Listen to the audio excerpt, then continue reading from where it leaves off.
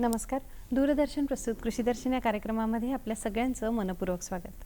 दर्शक हो, जसा बदलत्या हवामानाचा परिणाम आपल्यावर होतो तसा तो शेतीवर आणि पशुधनावरही होतो.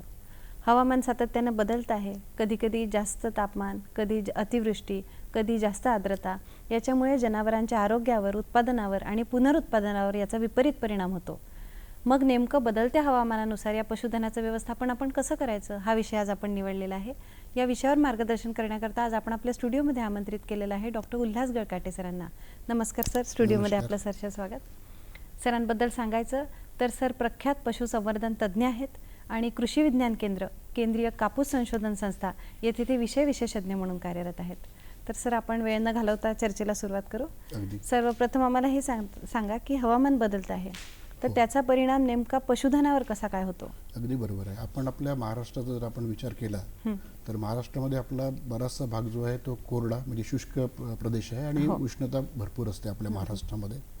आणि आपण बघतोय की मागच्या 2-3 दशकामध्ये हवामानामध्ये खूप मोठे बदल झालेले आहेत. आता हवामान म्हणजे काय, तर हवामान म्हणजे दीर्घकालीन परिस्थिती. आपल्या भागातील जी दीर्घकालीन परिस्थिती असते त्या परिस्थिती 30 वर्षाच्या किंवा 30 वर्षाच्या वरचा जो काळ असतो या काळामध्ये आपण जर तिथलं तापमान, तिथलं पर्जन्यमान, तिथली रिलेटिव्ह ह्युमिडिटी ज्याला आपण सापेक्ष आर्द्रता म्हणतो, वाऱ्याचा वेग, वाऱ्याची दिशा, आपण या गोष्टीचं जे सरासरी मोजमाप जे असते किंवा सरासरी स्थिती जी असते त्याला आपण हवामान म्हणतो आपण.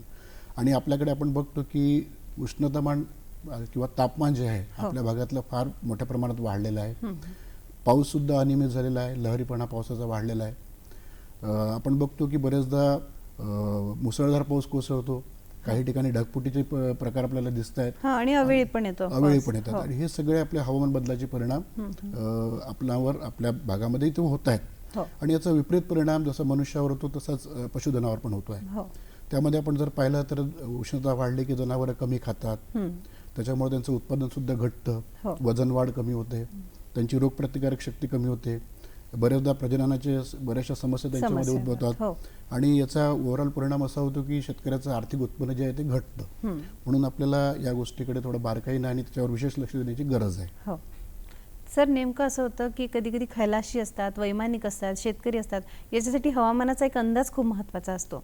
तर तसं पशुधनासाठी किंवा इतरत्र कामासाठी देखील वैज्ञानिक मोजमाप काही हवामानाचं आहे का? हो, त्यासाठी एक मोजमाप आहे ज्याला आपण THI म्हणतो. THI म्हणजे टेम्परेचर ह्युमिडिटी इंडेक्स, त्याला मराठीमध्ये तापमान आर्द्रता निर्देशांक असं म्हणतात.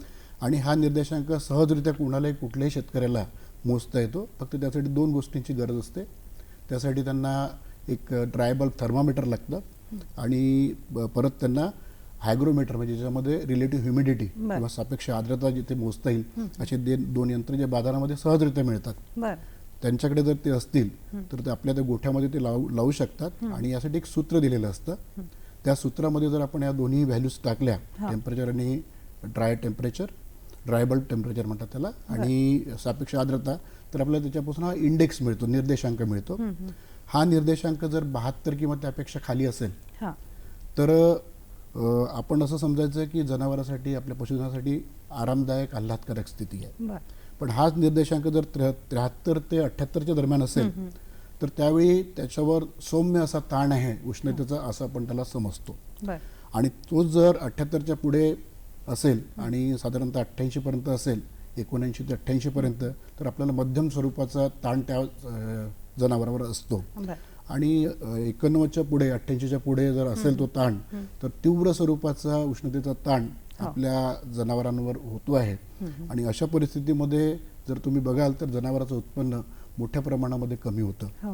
म्हणून आपल्याला ही परिस्थिती आपल्याला टाळण्याकरता हवामानाशी अनुकूल असं पशुपालन आपल्याला शेतकऱ्यांना म्हणजे अवलंब त्याचा करावा लागेल. हो, हो. तर उत्पादनामध्ये वाढ होईल आणि आर्थिक नुकसान आपल्याला टाळता येईल. तुम्ही आताच म्हणाले सर की हवामान सुसंगत पशुपालन आपल्याला करायला पाहिजे. बरोबर. आणि बरेचदा आता अलीकडे शास्त्रज्ञ तेच सांगतात. पण नेमकं याची व्याख्या किंवा मग याची यामागची संकल्पना काय आहे? हवामान सुसंगत पशुपालन म्हणजे हे काही रॉकेट सायन्स नाही आहे. हां. थोडक्यात सांगायचं म्हणजे हवामानामध्ये जे बदल घडत आहेत हो. त्याला सुसंगत असं आपण तंत्रज्ञान जसं आपण व्यवस्थापन जे करतो हो. त्याच्यामध्ये काही आपण बदल घडवून आणतो करायचे. आणि हवामानाशी जुळवून घेतो आणि आपले जे जनावर आहेत त्यांचं उत्पन्न उत्पादन आणि त्यांचं आरोग्य आपण राखतो बरं. आणि होणारं नुकसान टाळतो. हां, हां. हा त्यातला महत्त्वाचा भाग आहे. पण हे सुसंगत आपण पशुपालन जेव्हा म्हणतो त्यावेळी आपल्याला काही घटकांचा विचार करावा लागतो. त्यामध्ये 4-5 घटक येतात. विशेषतः जसं आपण जेव्हा कुठल्याही पशुपालनाचा व्यवसाय करतो हो. तर त्यावेळी आपल्याला गोठा बांधण्याचं काम सगळ्यात प्रथम हां, आपलं करावं गोठ्याचं, लागतं. बरोबर. म्हणजे त्याला शेड म्हणतो आपण. हां. त्या शेडचं बांधकाम आणि त्याचं व्यवस्थापन या गोष्टी फार महत्त्वाच्या हो, असतात. हो. दुसरं म्हणजे जनावरांचा आहार. हो. आपण पशुपालन करणार असाल आपल्याकडे गाई म्हशी शेळ्या असेल मेंढ्या असतील त्यांचा आहार कशा प्रकारचा असावा संतुलित आहार त्यांना कसा मिळेल याची काळजी घ्यायला पाहिजे. मग त्या उद्देशाने चारा पिकं कशी आपल्याला कोणती पिकं घेता येईल चारा कसा देता येईल हिरवा चारा हो. त्याची क्वालिटी कशी असेल हा दुसरा विचार.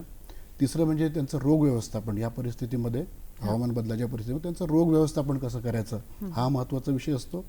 आणि याचा दुष्परिणाम असा होतो की प्रजनन संस्थेचे विकार बरेचसे जडतात प्राण्यांना. हो, हो. तर हे विकार आपल्याला कसे कमी करता येईल आणि उत्पादन कसं वाढवता येईल हा विचार करावा लागतो. आणि 5वं म्हणजे कमी खर्चाचं तंत्रज्ञान आपल्याला इथे वापरायचं आहे जेणेकरून आपल्याला जास्तीत जास्त फायदा होईल आणि आपल्या पशुधनाचं उत्पादन उत्पन्न आपल्याला टिकून ठेवता येईल. सर अलीकडे मुक्त संचार गोठा याबद्दलही जास्त बोललं जातं. पण नेमकं आपण उन्हाळ्यासाठी व्यवस्थापन करताना शेडचं आपण कसं काय व्यवस्थापन करायचंय? हां, शेड बांधण्यापूर्वीच आपण ते शास्त्रीय पद्धतीने बांधलं जाईल असं आपण बघायला पाहिजे. हो. उदाहरणार्थ जेव्हा आपण गोठा बांधतो त्यावेळी किती जनावरांना आपल्याला तिथे ठेवायचं त्याची हाईट किती असावी त्याची उंची किती असावी त्याच्या बाजूच्या भिंती किती उंच असाव्या या गोष्टीचा विचार आधी करावा लागतो. थोडक्यात सांगायचं म्हणजे आपल्याकडे तापमान खूप जास्त असतं त्याच्यामुळे आपला गोठ्याचा लांब बाज जो आहे तो आपण जर पूर्व पश्चिम ठेवला तर थेट येणारं ऊन गोठ्यामध्ये कमी होतं आणि उष्णतेचा परिणाम त्यांच्यावर कमी होतो. तसंच त्यांची जी आपण जी फ्लोअर स्पेस म्हणतो म्हणजे राहायला जी जागा लागते ती व्यवस्थित असायला पाहिजे. साधारणतः गाई म्हशीसाठी आपण जर गोठा बांधत असू तर 565 ते 70 स्क्वेअर फूट चौरस फूट इतकं गायीसाठी. शेळ्यांसाठी जर आपण बांधत असू तर 20 ते 25 चौरस फूट प्रति शेळी आणि कोंबड्यांसाठी जर आपण हा शेड बांधत असू तर 1 चौरस फूट प्रति कोंबडी. अशा प्रकारे आपल्याला ती जागा गृहीत धरावी लागते आणि आपण जितके जनावर आपण पाळणार असाल त्या प्रमाणामध्ये तो गोठ्याचं बांधकाम करावं लागतं. आणि याच्या बाजूच्या भिंती ज्या असतात त्या गायीसाठी 6 फूट असाव्या शेळ्यांसाठी 4 फूट किंवा 1 मीटर पण आपण ठेवू शकतो आणि कोंबड्यांसाठी 1.5 फूट पर्यंत त्याची उंची म्हणजे अगदी योग्य असते. आणि आपण जेव्हा छताच्या उंचीचा आपण विचार करू त्याच्या छपराचा विचार करू तर ए टाईपचं जे छत असतं ते विजनवासासाठी फार चांगलं असतं. यामध्ये उष्णतामान फार कमी असतं अशा शेडमध्ये. तर याची उंची मध्यभागी जी आहे साधारणतः 15 फुटापर्यंत आपण ठेवू शकतो आणि त्याची उतरती बाजू जी आहे ती 8 फुटापर्यंत ठेवायची असते जेणेकरून हवा खेळती राहील आणि हवा जर खेळती राहिली तर उष्णतेचा ताण त्याच्यावर कमी होतो. तर अशा प्रकारची आपली जर संरचना त्या शेडची असेल आणि स्वतंत्र कप्पे सुद्धा असायला पाहिजे. जसे लहान पिल्लं असतात गाभण गायी असतात काही खाली गायी असतात काही दुधारू गायी असतात तर या सगळ्यांसाठी अगदी स्वतंत्र कप्पे. शेळ्यांच्या बाबतीत पण त्यांच्या फिजिओलॉजिकल किंवा शारीरिक जी अवस्था असते त्याच्याप्रमाणे विविध कप्पे त्या तिथे आपल्या शेडमध्ये असायला पाहिजे. बरं सर आता तुम्ही शेडबद्दल सांगितलं तसंच आहारामध्ये आपण काय बदल करायला पाहिजे? हो, आहार हा एक खूप महत्त्वाचा विषय. माझं असं मत आहे की आहार व्यवस्थापन हा या उष्णतेवर मात करण्यासाठी एक सोपा आणि उत्तम उपाय आहे. पण आहार आपण जेव्हा आपण या पशुधनाला देतो त्यावेळी एक गोष्ट आपण लक्षात घ्यायला पाहिजे की जे आपल्याकडे रवंथ करणारे जनावर आहेत उदाहरणार्थ गाई म्हशी बैल शेळ्या मेंढ्या यांचं पोट जे असतं ते कॉम्प्लेक्स प्रकारचं असतं. याला 4 कप्पे असतात आणि यांच्यामध्ये जे अन्न पचतं ते सूक्ष्मजीवांच्या मार्फत पचत असतं आणि हे सूक्ष्मजीव जेव्हा त्या अन्नावर प्रक्रिया करतात तेव्हा त्यातून मोठ्या प्रमाणामध्ये मिथेन नावाचा एक वायू हो. हा त्यातून उत्सर्जित होतो. आणि हा जो मिथेन आहे आपल्याला माहित आहे की आपण जे वातावरणाचा बदल आपण जेव्हा म्हणतो हो. तेव्हा आपल्याला सगळ्यात महत्त्वाचं असतं ते तापमान. हो. आणि तापमानात बदल जे घडत आहेत, तापमान जे वाढत आहे त्याला मिथेन हा वायू कारणीभूत आहे. बरं. ज्याला आपण ग्रीन हाऊस गॅस म्हणतो किंवा ज्याला आपण हरितगृह वायू असं त्याला म्हणतो आपण. त्या हरितगृह वायूमध्ये बाष्प येतात, त्यानंतर मिथेन येतो आणि कार्बन डायऑक्साईड येतात. बरं. तर हा मिथेन जो आहे याचं कार्बन डायऑक्साईड सोबत याची जर तुलना केली तर त्याच्यापेक्षा 25 पटीने जास्त उष्णता तो धरून ठेवतो. बरं. आणि त्याच्यामुळे हा मिथेन वायू जर पोटातून जर जनावरांच्या पोटातून जर हवेमध्ये उत्सर्जित होत असेल तर खूप मोठा परिणाम तापमानावर होऊ शकतो.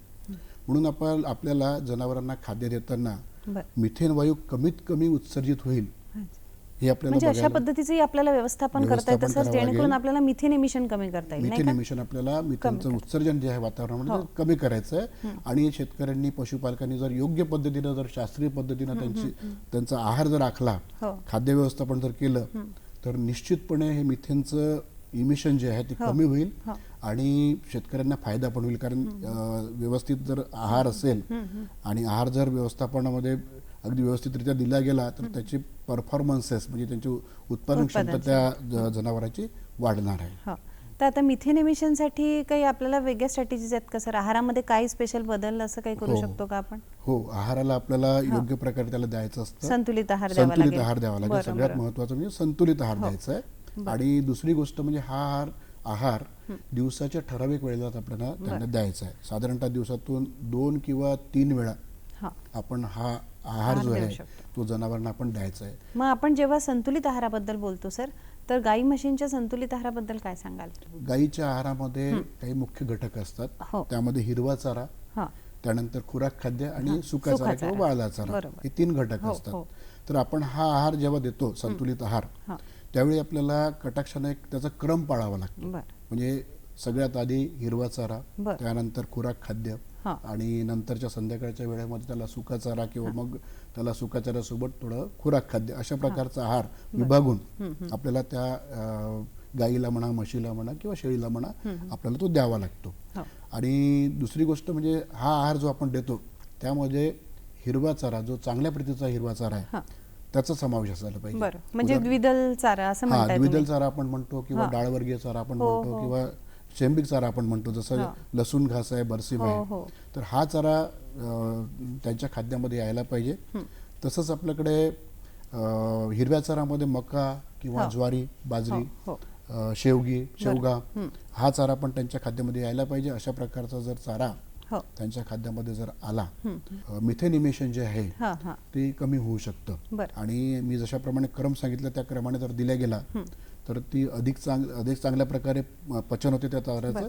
आणि जर योग्य प्रकारे पचन झालं तर मिथेनचं इमिशन कमी होतं. सर, आपण आहार व्यवस्थापनाबद्दल पुन्हा बोलू. तत्पूर्वी घेऊया एक छोटीशी विश्रांती. दर्शक हो, कुठेही जाऊ नका, बघत रहा कृषी दर्शन.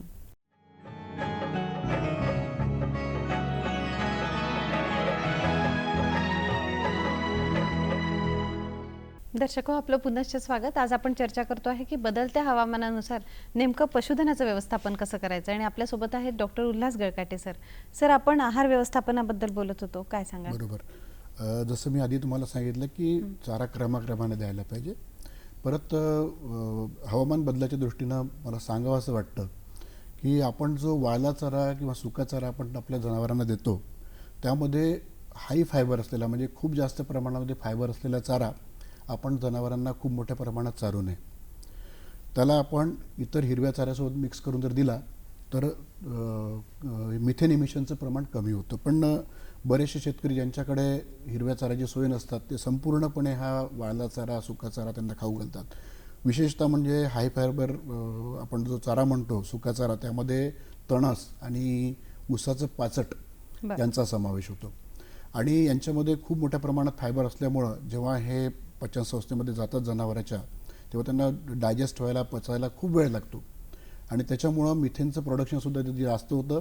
आणि जेव्हा जनावर ढेकर घेतो तेव्हा ते वातावरणामध्ये मिसळतात ते. त्यामुळं काय करायचं की असा चारा जर असेल तर आपल्याला त्यावेळेस प्रक्रिया करावी लागते.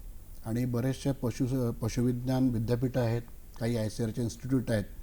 तर त्यांनी यावर संशोधन पण केलेलं आहे आणि त्यांनी प्रक्रिया पण सुचवलेली आहे.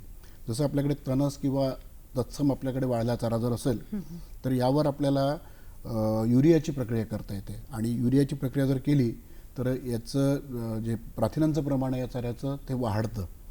परत याची पचनीयता पण वाढते, कारण त्यातला लिग्नोसेल्युलोज बॉन्ड जो असतो तो बॉन्ड लूज होतो आणि त्याच्यामुळं त्याची पचनीयता वाढते. तर तशाच प्रकारचं ऊसाचं जे पाचट आहे त्याच्यावर सुद्धा आपल्याला पॉलिफेनॉल्सची आपल्याला प्रक्रिया करता येते. ते पॉलिफेनॉल्समध्ये फ्लेवोनॉइड्स आहेत किंवा फेनॉलिक ॲसिड आहे, यांची जर प्रक्रिया केली आणि हे फ्लेवोनॉइड्स आणि पॉलिफेनॉल ॲसिड जे आहेत आपल्याला ऊसाच्या मळीतनं मिळतात. म्हणजे जिथे ऊसाचा कारखाना असेल तिथे ऊस असेल तिथलंच पाचट, तिथलंच आपण हे फ्लेवोनॉइड्स घेऊ शकतो. त्यावर जर आपण प्रक्रिया केली तर तिथेसुद्धा एक चांगला पाचक आणि एक पौष्टिक चारा आपल्याला तयार करता येतो आणि या चाऱ्याच्या माध्यमातून आपल्याला मिथेन कमी उत्सर्जित होईल याची काळजी घेता येतं आणि प्रथिनांचं प्रमाण वाढल्यामुळं साहजिकच जनावरांचे जे प्रोडक्शन परफॉर्मन्सेस जे असतात त्यांचे वजन वाढ म्हणा किंवा त्यांचं दूध देण्याचं प्रमाण हे वाढतं. आता तुम्ही गाई म्हशींबद्दल सांगितलं सर, शेळ्यांसाठी आपलं व्यवस्थापन कसं असावं आहाराचं? हो, शेळ्या आपल्याला माहिती आहे की त्या गवत, झाडपाला किंवा मग काटेरी वनस्पती त्यांच्यावर खूप चांगल्या प्रकारे त्या चरतात आणि त्यांचं हॅबिटेट असतं की 2 पाय वर करून त्यांना खायची सवय असते. म्हणून त्यांना त्यांच्या आहारामध्ये खूप सारा बदल करण्याची गरज नसते, कारण त्या आपल्या जी एक्सटेन्सिव्ह पद्धत जी आहे पारंपरिक पद्धत त्या पद्धतीमध्ये या शेळ्या बाहेर चरत असतात. आणि तसे आपण बघतो की या शेळ्या ज्या आहेत त्या काटक असतात आणि या हीट टॉलरंट पण असतात आणि या जो चारा गाई म्हशी खाऊ शकत नाही तो चारा खाऊन आपलं उत्पादन करतात. पण ज्या शेळ्या बंदिस्त शेळीपालनामध्ये पाळल्या जातात त्यांच्यासाठी मात्र आपल्याला जसं मी सांगितलं क्रमाक्रमाने हिरवा चारा, त्याच्यानंतर खुराक खाद्य, त्याच्यानंतर आपल्याला वाळला चारा, हे चक्र त्यामध्ये सुद्धा आपल्याला मेंटेन करावं लागतं आणि तशा प्रकारे आपण जर खाद्य दिलं तर एक त्यांच्याकडनं चांगलं आपल्याला उत्पादन घेता येतं. परत आपण त्यांना जे खुराक खाद्य जे चारतो शेळ्यांना ते खुराक खाद्य खूप जुनं असू नये, कारण बऱ्याचदा जुनं जर खुराक खाद्य असेल तर त्यात फंगस किंवा आपण त्याला बुरशी म्हणतो ती बुरशीयुक्त असेल तर शेळ्यांवर त्याचे दुष्परिणाम होतात. आणि ते खाद्य ओलसर पण नको. तर ओलसर आणि जुनं खाद्य जर आपण देण्याचं शेळ्यांना टाळलं तर खूप चांगल्या प्रकारचं त्यांना खाद्याचं आपण नियोजन करू शकतो आणि त्यांच्याकडून चांगलं उत्पन्न आपण घेऊ शकतो. मग नेमकं सर, जेव्हा आपण गायींबद्दल बोलत होतो तुम्ही संतुलित आहाराबद्दल सांगितलं, पण नेमकी काय क्वांटिटी असायला पाहिजे, नेमका कसा आहार असायला पाहिजे गायींचा? अगदी हा बऱ्याच म्हणजे शेतकऱ्यांना पडलेला प्रश्न असतो. आपण एक उदाहरण घेऊया की एखाद्या शेतकऱ्याकडे जर 400 किलो वजन असलेली गाय असेल तर या 400 किलो वजन असणाऱ्या गायीचा आहार कसा असावा. ही गाय जर समजा 10 लिटर दूध देत असेल तर त्या गायीला किती आहार द्यावा हा प्रत्येकाच्या मनात एक प्रश्न असतो. तर आपण ठोकताळ्याप्रमाणे एक ढोबळ मनाने बघूया. आपण 400 किलोची जर गाय असेल तर तिला साधारणतः 20 ते 25 किलो तिला किंबहुना 25 किलोच्या वर 28 किलोपर्यंत तिला हिरवा चारा लागतो आणि तोही सकस आणि चांगल्या उच्च प्रतीचा आपल्याला चारा त्यांना द्यावा लागतो. त्यासोबत आपल्याला वाळला चारा पण तिला द्यावा लागतो. तर साधारणतः 5 ते 8 किलो वाळला चारा आणि सोबत रोजच्या तिच्या शरीर पोषणासाठी 1 किलो खुराक खाद्य त्यांना द्यायचं असतं. तर अशा प्रकारचा हा रोजचं तिचं खाद्य झालं. पण जर ती 10 लिटर दूध जर देत असेल तर प्रत्येक 2.5 किलो दुधामागं तिला त्या गाईला 1 किलो अधिकचं आपल्याला अलप खाद्य किंवा खुराक खाद्य द्यायचं असतं. म्हणजे ओव्हर अँड अबोव्ह मेंटेनन्स द्यायचा आपल्याला. तो मेंटेनन्सचा सुरुवातीचं 1 सांगितलं किलो तुम्ही. आणि 4 किलो दुधाचे, अशा प्रकारे 5 किलो खुराक खाद्य, 25 ते 28 किलो हिरवा चारा आणि 5 ते 8 किलो वाळला चारा, अशा प्रकारचं खाद्य. आणि ते जे बदल होतील ते दूध उत्पादनानुसार बदल होतील. हा, दूध उत्पादनानुसार आपण ते बदल घडवून आणू शकतो. यानंतर हवामान जसं बदलतं सर तर त्याचा परिणाम नेमका आहारावर होतो. त्याबद्दल आपण पुन्हा बोलूया. तत्पूर्वी घेऊ एक छोटीशी विश्रांती. तर दर्शक हो, कुठेही जाऊ नका, बघत राहा कृषी दर्शन.